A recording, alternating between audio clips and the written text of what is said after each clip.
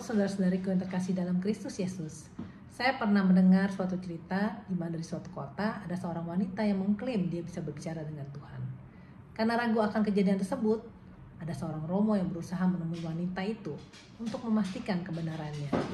Dan dia berkata kepada wanita itu, "Lain kali kalau kamu berbicara dengan Tuhan, tolong tanya, dosa apa yang paling berat yang pernah saya lakukan waktu saya masih SMA?" Wanita itu menyetujui hal itu. Beberapa hari kemudian, romo ini bertanya lagi kepada wanita itu, "Apa kamu sudah tanya kepada Tuhan?" Wanita itu menjawab, "Sebenarnya aku sudah tanyakan." Lalu kata romo, "Apa jawabnya?" Wanita itu menjawab, "Tuhan hanya tersenyum dan mengatakan kalau dia sudah tidak ingat lagi." Saudara-saudariku yang terkasih, begitulah Allah kita.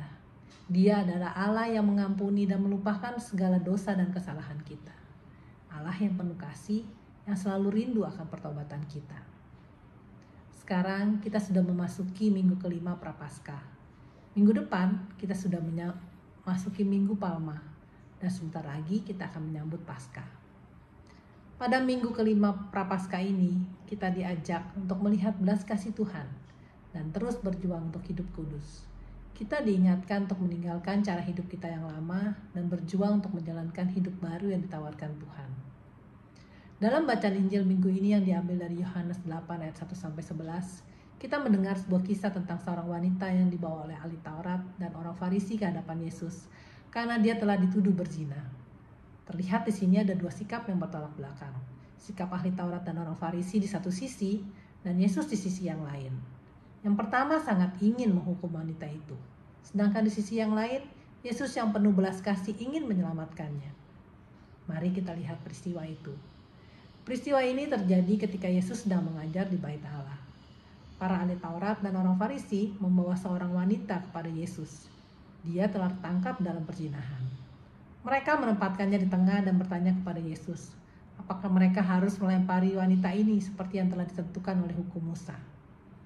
Dalam ayat ke-6 dikatakan bahwa mereka mengajukan pertanyaan itu untuk menguji Yesus, supaya mereka memperoleh sesuatu untuk menyalahkannya.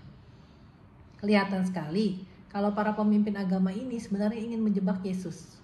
Jika Yesus mengatakan tidak terhadap hukum rajam, maka mereka akan punya alasan menuduh Yesus tidak menaati hukum Taurat. Karena menurut hukum Taurat, wanita yang kedapatan berzina harusnya dilempari batu sampai mati.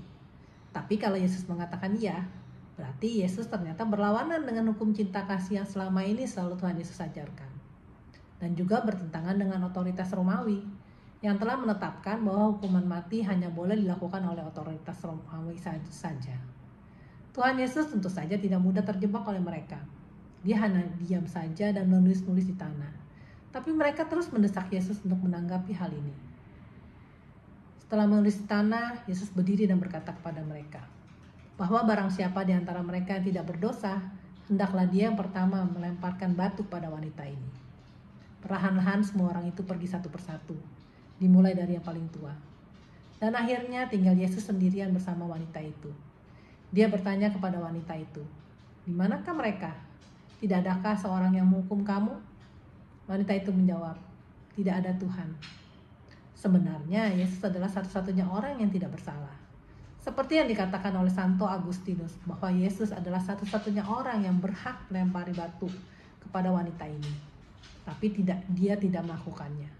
Karena seperti dikatakan dalam Yehezkiel 33 ayat 11, "Aku tidak berkenan kepada kematian orang fasik, melainkan aku berkenan kepada pertobatan orang fasik itu, dan dari kelakuannya supaya ia hidup." Lalu Yesus berkata kepada wanita itu, bahwa dia juga tidak menghukum wanita itu dan menyuruhnya pergi dan jangan berbuat dosa lagi.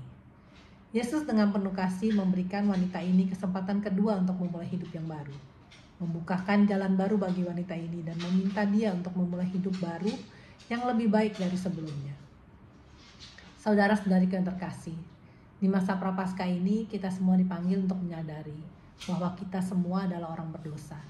Dan sebaiknya kita tidak perlu malu untuk mohon rahmat pengampunan dari Tuhan. Kisah Injil minggu ini menunjukkan bahwa Tuhan mengampuni dosa-dosa masa lalu kita dan mengasihi kita. Kita diingatkan untuk melepaskan dosa dan kegagalan masa lalu kita. Yesus mengundang kita untuk memulai hidup baru. Yesus membuka jalan baru bagi kita untuk maju menuju kehidupan yang lebih baik dari sebelumnya. Kita seharusnya tidak perlu lagi memikirkan apa yang sudah terjadi, karena kita tidak mungkin bisa mengubahnya lagi. Sebaliknya kita harus memikirkan energi dan pikiran kita kepada kesempatan baru yang diberikan Tuhan. Selalu ada kesempatan kedua. Selalu ada pengharapan yang tanpa akhir. Selalu ada permulaan yang baru. Hal ini terjadi karena Allah kita adalah Allah yang lebih besar dari segala kegagalan dan dosa kita. Dia adalah Allah yang mengampuni dan melupakan, dan mengizinkan kita untuk memulai baru sekali lagi dan lagi. Bila ada masukan, mohon berikan komentar Anda. Jangan lupa di like dan subscribe, juga di share agar kita dapat saling memberkati. Amin. Tuhan Yesus memberkati kita semua.